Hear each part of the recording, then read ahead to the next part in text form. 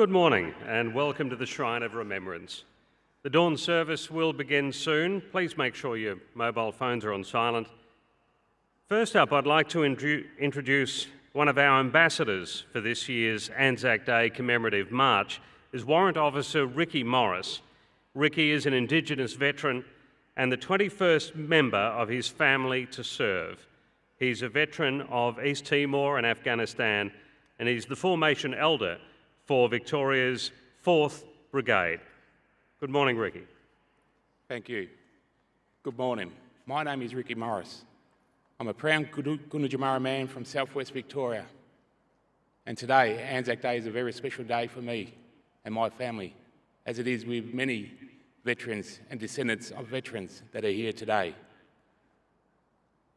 I served with the Australian Army from 1990 and served in East Timor and Afghanistan. And as a proud Gunditjmara man, I'd like to welcome a fellow warrior, Uncle Mark Brown.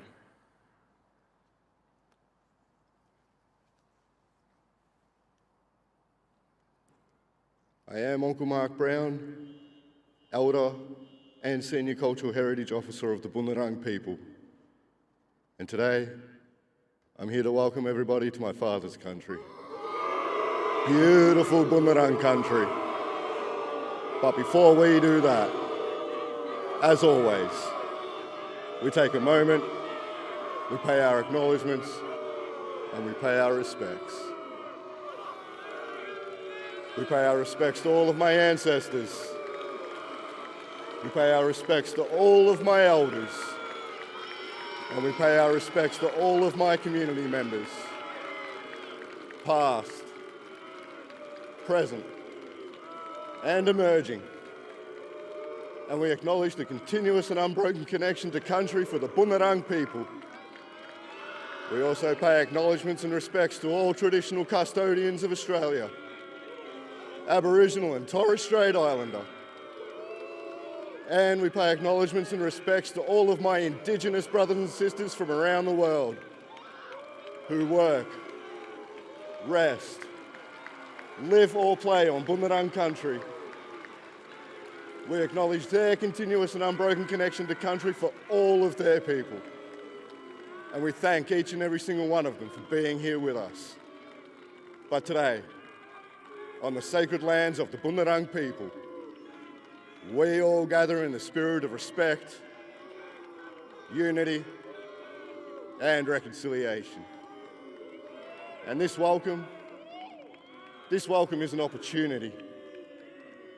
It's an opportunity for us to honour and respect the deep cultural heritage of the Bunurong people of the Kulin Nations, whose elders and community members have generously looked after these lands for countless generations. My people have a deep spiritual connection to these lands, encompassing all of our rivers, our mountains, our coastal areas, and all of our beautiful bushlands that surround us today. Our traditional territory spans from the Werribee River in the west and moves to Diggers Rest in the north. We follow it over to the Dandenong Ranges, the Yarra Valleys, and down to Wilson's Prom. We encompass the top end of Tasmania, which we share with the beautiful Palawa people. French, Phillip, King and Flinders Islands are also ours. And these are the traditional lands and territories of the Bunurong people that I welcome everybody to today.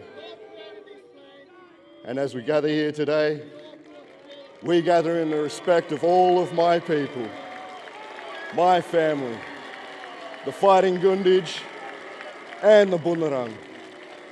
So Wamanjanka, and welcome to beautiful Bunurong country, my father's country. Thank you.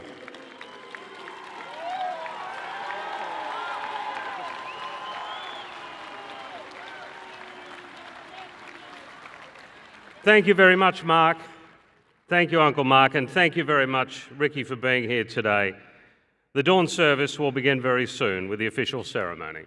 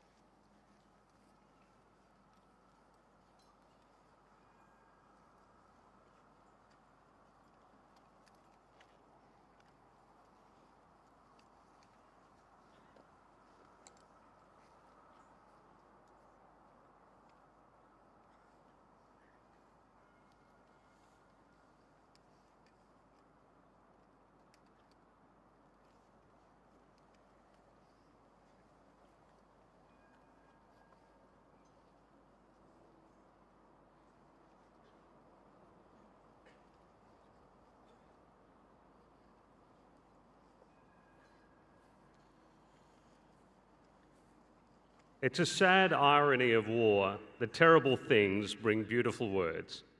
Speeches, songs, odes, prayers, promises, words to say goodbye and words to say hello again. Sometimes the words are famous and often repeated. Others are chiselled at the head of a grave or on the walls of this shrine behind us. And some words are used by the great writers to describe things that are so terrible that they couldn't be imagined until they really happened. But we know that often the most beautiful words weren't meant for a crowd or a book or a whole country. And they weren't written to be repeated years later. They were for just one person. Since Australians have been leaving to fight across the world, they've been sending letters home, countless words of homesickness, humour, tenderness, and the longing for simple pleasures. Written in trenches, jungles, deserts, with the motion of the sea and from air bases. Written with pencil, with ink, in emails. And those letters, in there we see the raw character of the people who fought for this country. And some of them are so recent that we struggle to call them history. One of those letters was written by Corporal Cameron Baird. There were few people who understood modern warfare like this soldier of the 2nd Commando Unit, serving in East Timor, Iraq, and then Afghanistan. And it was in Afghanistan in 2013 that he sat down and wrote a letter, replying to someone he had never met, a Year 7 student who'd written to the soldier as part of a school project. And Corporal Baird could have filled half a page with a few scribbled cliches and platitudes, but he didn't. Instead, he wrote to the student with respect and simple sweetness, and with the honesty of a man who'd seen enough to know not to waste time. He wrote, "Firstly, I must say that you have excellent handwriting. It's so much better than mine, so I hope you can understand my writing. War is very complicated," he wrote, "and hard to explain. Sometimes my job is difficult, but I have good reason to do it. Making the world a safer place for others is one reason." The corporal went on over a couple of pages and answered every question the boy had, and then he finished with this: "Thank you so much for writing. It was great to hear from you. Remember to stay in school and enjoy it while you're there. Because when we get older, we have more responsibility and less time to play with our friends. Always try your best in whatever you do, and always remember to be happy in your life. Regards, Cameron."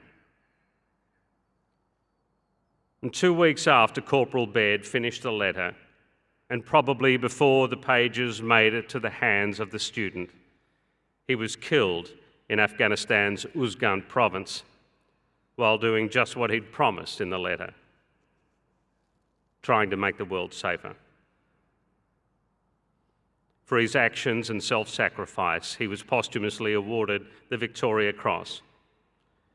When receiving their son's medal, Corporal Baird's parents, Kay and Doug Baird, were told by the Governor-General, "You are wrapped in the care and love of Australians across the country." And Doug Baird said to the mums and dads who have a serving boy or girl in the Defence Force, "Don't be scared to tell them you love them, because you don't know what's around the corner." Beautiful words followed by a horrible thing. A horrible thing followed by beautiful words. And the irony of war continues. While we endure one, we search for the other. Perhaps it's like a funeral when the loss is so unbearable that the only hope is that time might dull the razor of grief. And while we wait, we reach for some words to help untangle our hearts. This morning, together in the dark, waiting for the sun, with the memory of wars behind us and the fear of more in front, we reach for them again. Good morning. My name is Justin Smith. On behalf of RSL Victoria, welcome to the Shrine of Remembrance in our city of Melbourne. It's an honour to stand here with you again. It's not far from here, this day in 1916, that Melbourne was preparing for its very first ANZAC Day march, 110 years ago. And it was incredible for many reasons. It marked just 1 year after the ANZACs landing at Gallipoli. And it was only a few months after that disastrous, miserable and costly campaign had ended. Yet the Gallipoli veterans were still here, about to parade for a city that couldn't possibly have known the full horrors and bravery of what had just occurred 15,000 kilometres away. And marching with the veterans that day were Australia's new recruits, still adjusting their uniforms to get them to sit right on their young frames, and with nothing on their boots but what they'd picked up on the Melbourne streets. Fresh and eager, they'd soon be on their way to the Western Front. And what a remarkable moment in Melbourne. Veterans of Gallipoli, where the ANZACs were born, here with recruits bound for what would become the most costly battles in Australia's history, at the Somme, Fromelles, Pozières. Standing together, preparing to march, one group looking far too young for war and the other far too old for their years. And you think, what went between them? Were there questions or warnings, advice, stories, maybe just a quiet smoke? We don't know. But we do know this. None of them would have guessed, even in the most untamed moments of their imagination, that this crowd would gather together 110 years later, and that you would be here in 2026 on the same day at a shrine built for them, with the same city behind you, waiting for the march, and gathering for the same reason. And through all the decades, the scene has repeated, the veterans and the young together. The numbers of one war would dwindle before being somberly replaced by the next, with new boots to walk with the old shoes. And today, many of the footsteps will belong to the men and women who fought or tried to cultivate peace in the Middle East. It's a part of the world that Australians in uniform know all too well. In 1989, after the Soviet-Afghan War, the bullets stopped firing, but the death continued. Afghanistan was plagued by millions of landmines and explosive devices. Thousands were killed, many of them children, and not merely by accident, but because some of the bombs looked like toys. So Australians went in as part of a United Nations mine-clearing team. Our service began in Pakistan to train Afghan forces to disarm the explosives themselves, but soon the job became far more dangerous when our teams went into Afghanistan. Members of the Royal Australian Engineers and the Royal Australian Infantry walked among the mines. It was a perilous 4 years, and as one veteran observed, it was a miracle that they all came home alive. In 1973, straight after Egypt and Israel had fought the Yom Kippur War, the United Nations sent a force to stand between the two countries on the Sinai Peninsula, and we were there. Hundreds of personnel from our Army and Air Force conducting long missions in a desert that gave everything a desert campaign promises: heat, sandstorms, and warring nations on either side. In 1991, when Iraq and Saddam Hussein defied the world, a maritime intersection force was deployed into the Persian Gulf, and for the next 12 years, 2,000 of our personnel from the Royal Australian Navy would come to know those waters well as they police against smuggling oil and cargo. And then in 1998, 200 members of the Australian Defence Force, including troops of the Special Air Service Regiment, joined Operation Pollard, supporting American forces to ensure Iraq was complying with the United Nations. And after the invasion in 2003, we were still there. our Navy clearing mines in the Gulf, our Air Force flying FA-18s overhead, and our Army on the ground, hoping to give an old country a new start and a chance to heal.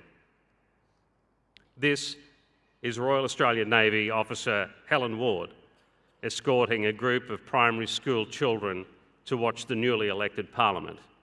It was the first time Iraqi's children had witnessed democracy since the 1970s. Commander Helen Ward is still in the Navy.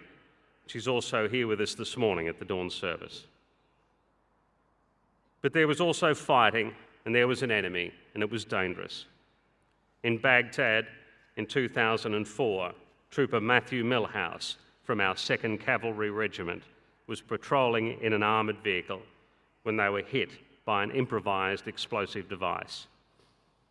3 Australians were wounded and Iraqi civilians were killed. But Matthew, although knocked out from the blast, seemed to emerge uninjured. But his wounds followed him home, like a hidden assassin.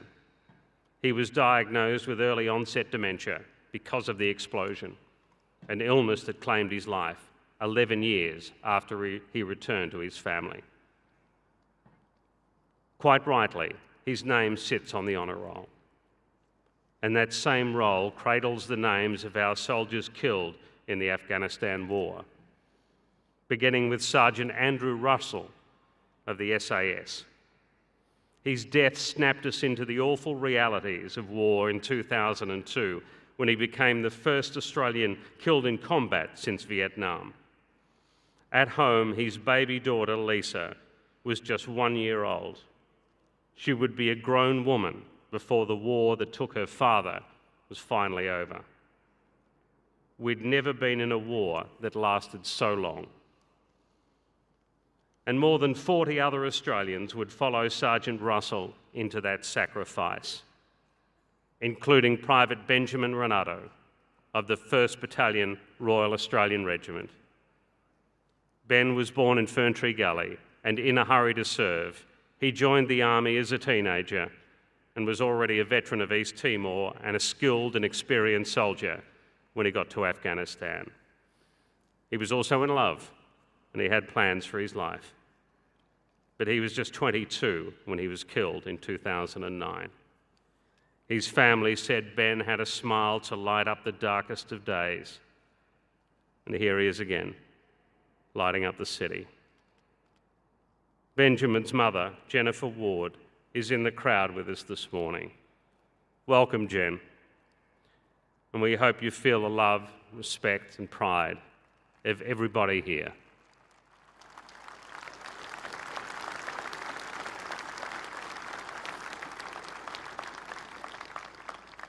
And we can never tell the full story of the Afghanistan war without the thousands of Afghan locals who worked alongside our troops as interpreters. But they were not just translators and cultural advisors who had helped us tell between civilians and enemies. They were highly regarded comrades and friends. They did a vital job, and for them and their families, a uniquely dangerous one. While they were serving our country, they were serving theirs. It's a country that's now lost to them. Afghan interpreter Shiraz Ahmadi was one of them. He's now an Australian citizen, and he's also with us this morning. Shiraz, welcome, and we thank you for everything.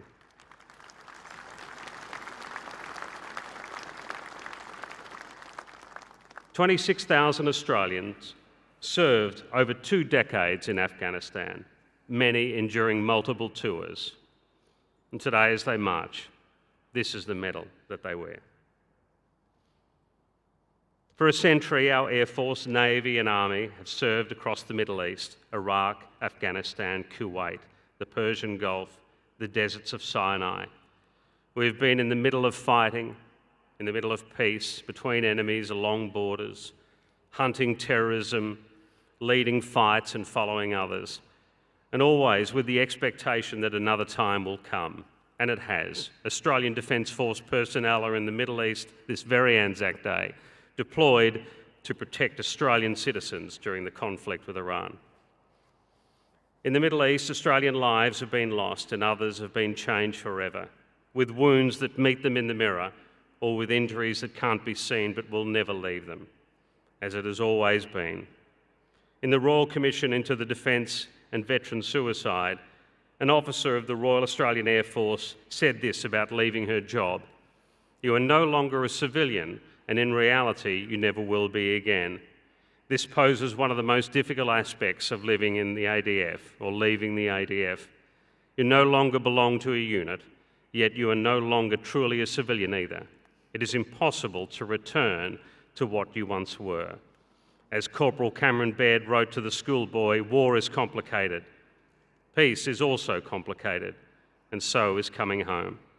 What is not is how we feel about you right now. To all serving members and veterans, wherever you are today, please know that we're proud of you, and please forgive us if we ever fail to understand those complications.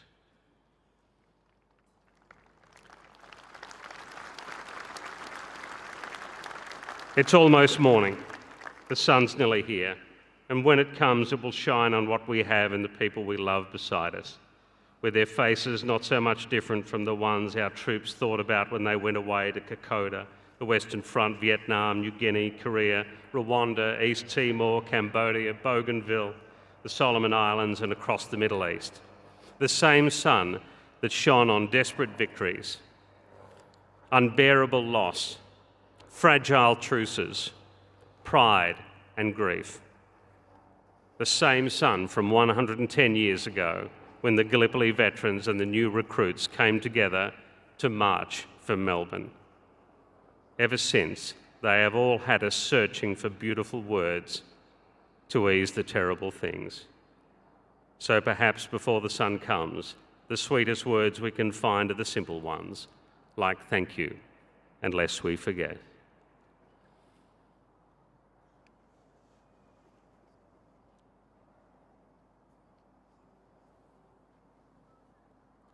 Will the official party please be upstanding for the dawn service?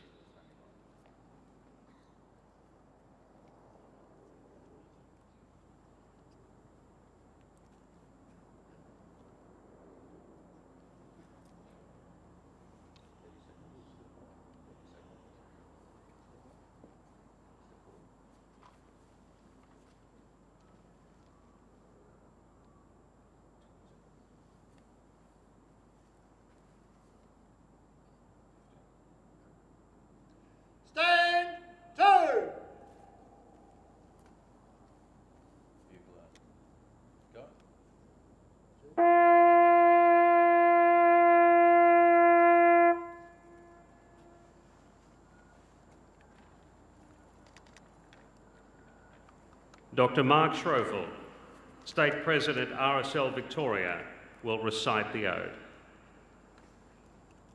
They shall not grow old as we that are left grow old. Age shall not weary them, nor the years condemn. At the going down of the sun and in the morning, we will remember them.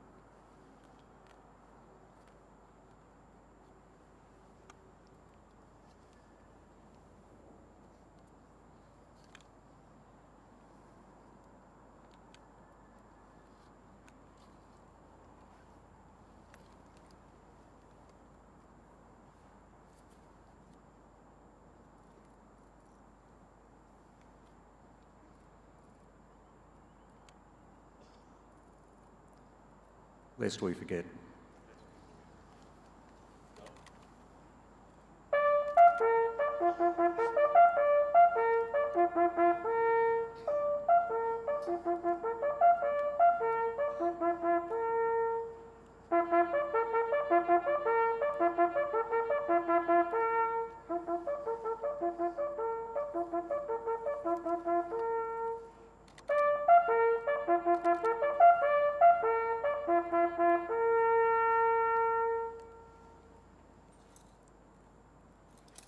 Stand down.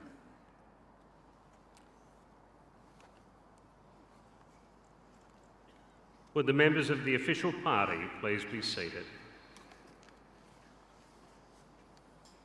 We now welcome Her Excellency Professor the Honourable Margaret Gardner, Governor of Victoria, to present the ANZAC Day address.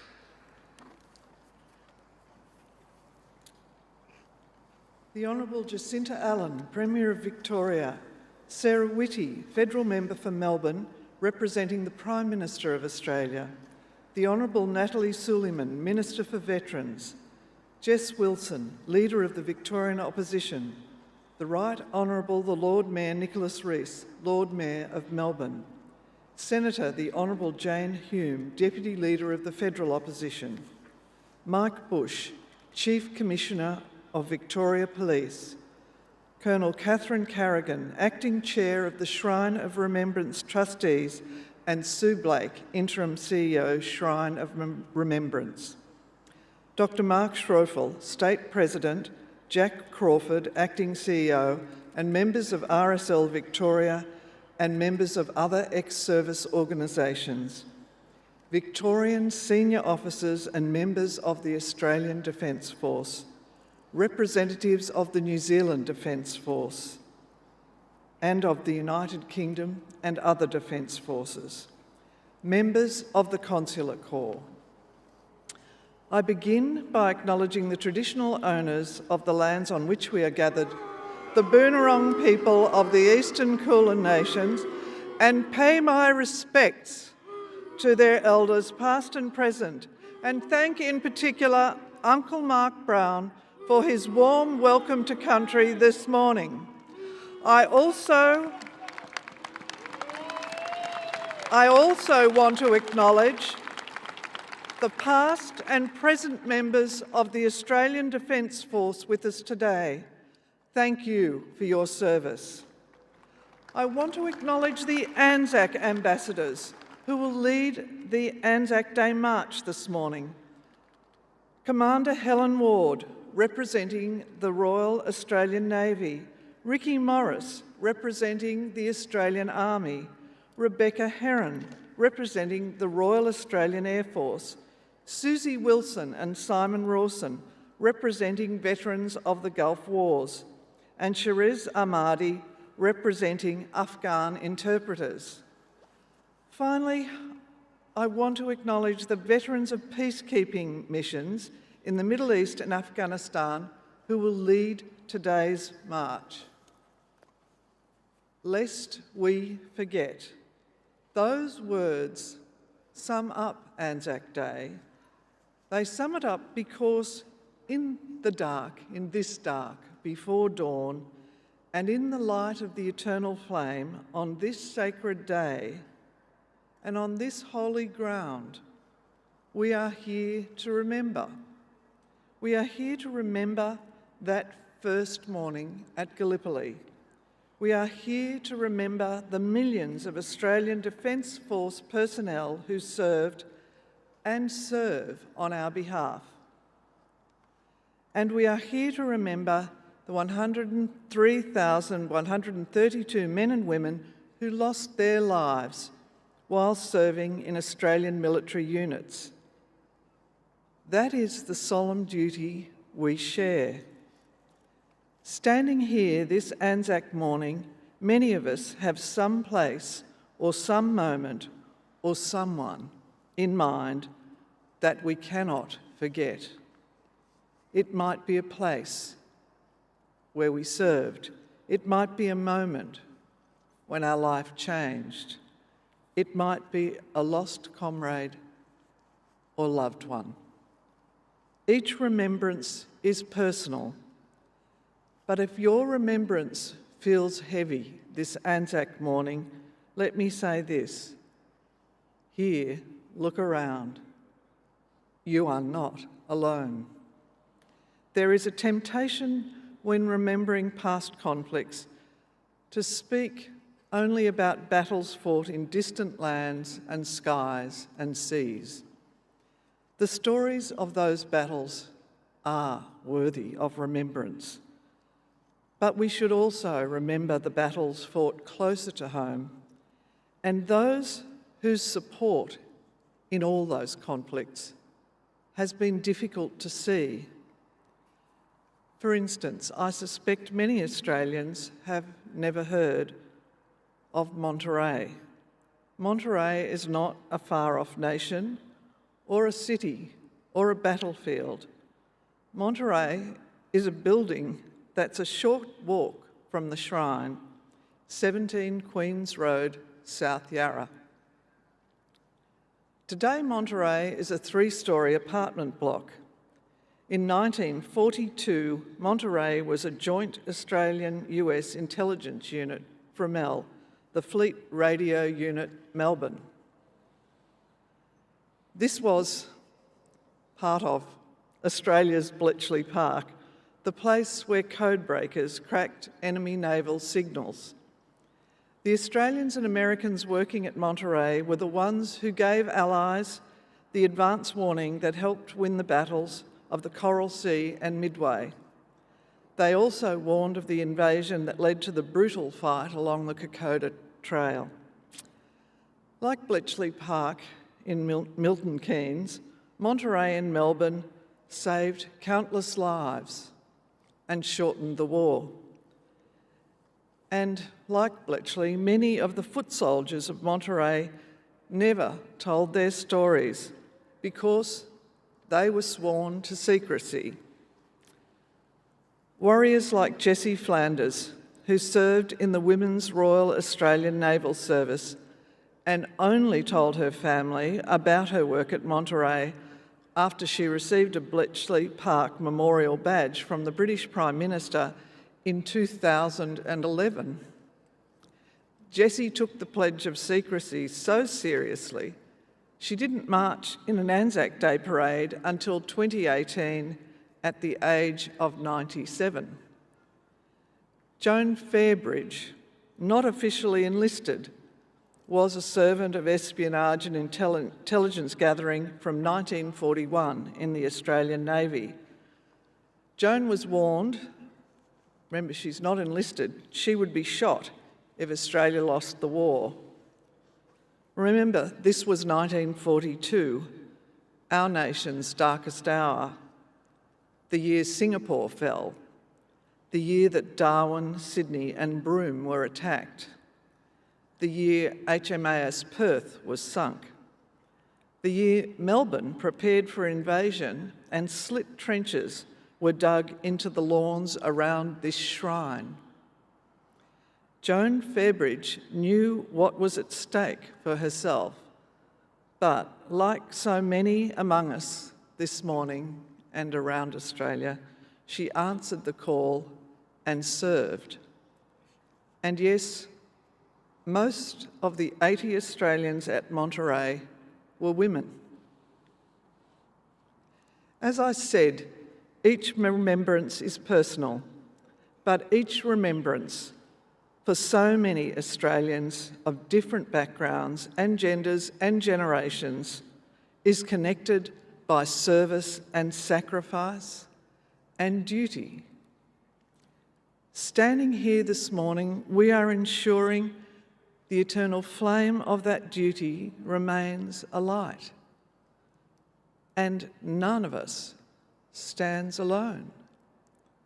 The duty we share then is not just to remember the stories we carry within ourselves, but to honour the service and sacrifice of our fellow Australians because, as the inscription in the sanctuary of this shrine reads, "Greater love hath no man." Finally, I want to say this morning, to the returned servicemen and women, your nation is forever in your debt, and we will never forget.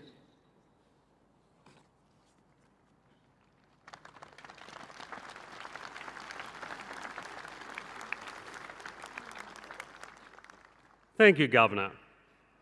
The poem In Flanders Field by Colonel John McCrae will now be recited by Miss Emily Mate, the Shrine of Remembrance Young Ambassador. In Flanders fields the poppies blow, between the crosses, row on row, that mark our place, and in the sky the larks still bravely singing fly, scarce heard amid the guns below. We are the dead. Short days ago we lived, felt dawn, saw sunset glow, loved and were loved, and now we lie in Flanders fields. Take up our quarrel with the foe, to you from failing hands we throw the torch. Be yours to hold it high. If ye break faith with us who die, we shall not sleep, though poppies grow in Flanders fields.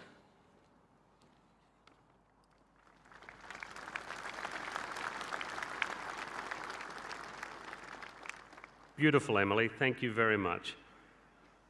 The Melbourne Symphony Orchestra Chorus, accompanied by the Royal Australian Navy Band, present Abide With Me.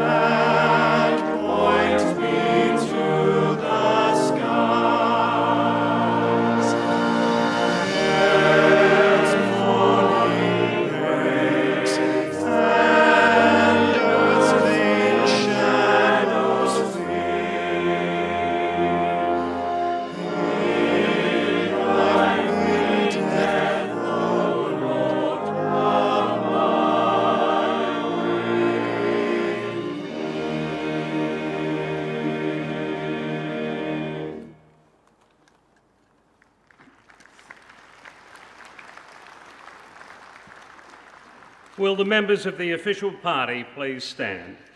The Melbourne Symphony Orchestra Chorus and the Royal Australian Navy Band present the national anthems of New Zealand and Australia.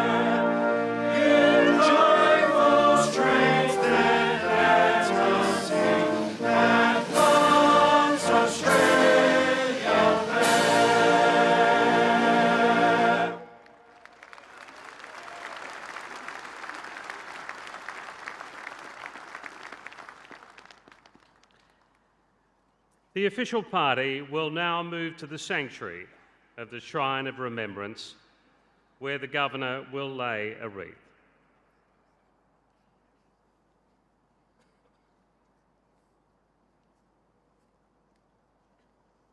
Members of the official party will be carrying symbolic red poppies, which they will lay at the Stone of Remembrance. The red poppy, so often seen, is symbolic of Remembrance Day, but is now used at all services honouring veterans. The red poppies were the first flowers to grow in the spring in Flanders and across the once battled, mangled landscape of the Western Front during the First World War. And the sweet and delicate bloom is a sign of life, a symbol of giving, and a reminder that even from the horror, there will be a future.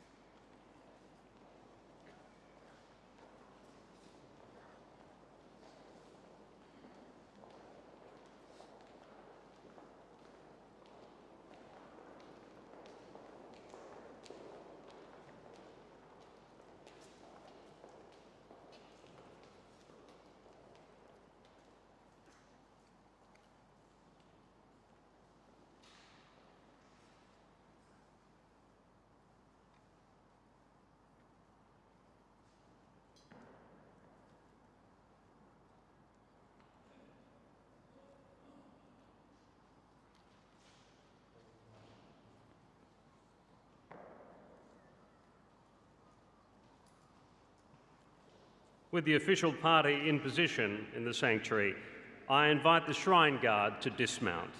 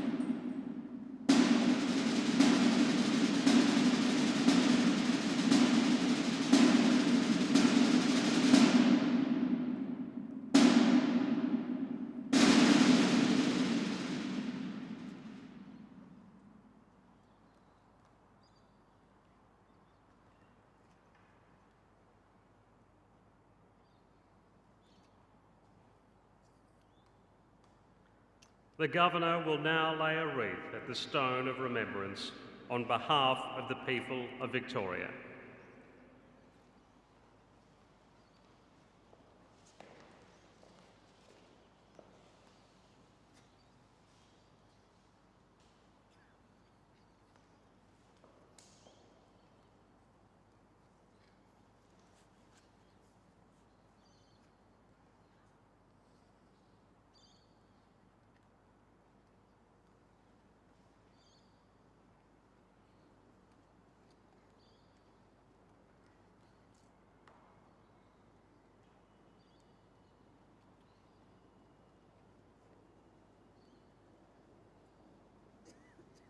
The Governor will now depart the sanctuary, while the pipes and drums of the 5th, 6th Battalion, the Royal Victoria Regiment, perform Sands of Kuwait with the Royal Australian Navy Band.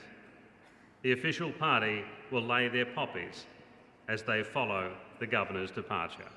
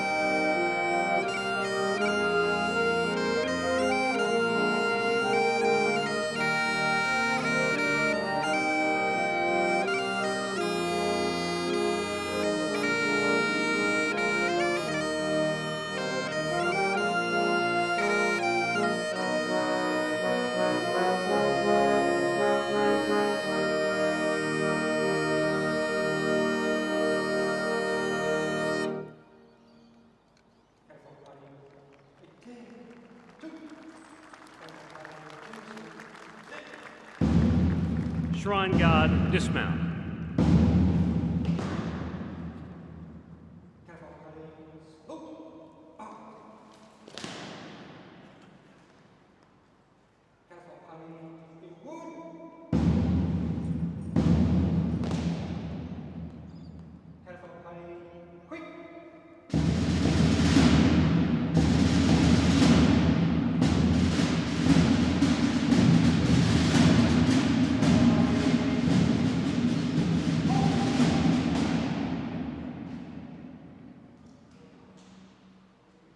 That concludes the ANZAC Day dawn service. On behalf of RSL Victoria, thank you very much for joining us on this beautiful morning at the Shrine of Remembrance as we remember those who served and the people who missed them and those who love them. And thank you to our ambassadors who are here this morning once more. Army Warrant Officer Ricky Morris, Navy Commander Helen Ward, RAF Ambassador Rebecca Heron, who served as a nurse in the Middle East, including the war in Afghanistan. Susie Wilson of the Royal Australian Navy, who was a radio operator on the HMAS West Australia in the First Gulf War and was one of the first of 7 women to serve a military role in a combat zone. Jennifer Ward, mother of Benjamin Renato, and Shiraz Ahmadi, former Afghan interpreter. Thank you for being here. Thank you, Uncle Mark Brown, for the welcome this morning. And thank you, everyone. Good morning.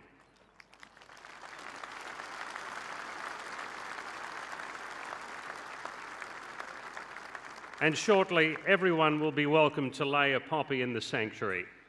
We invite you to make your way up the north steps, lest we forget.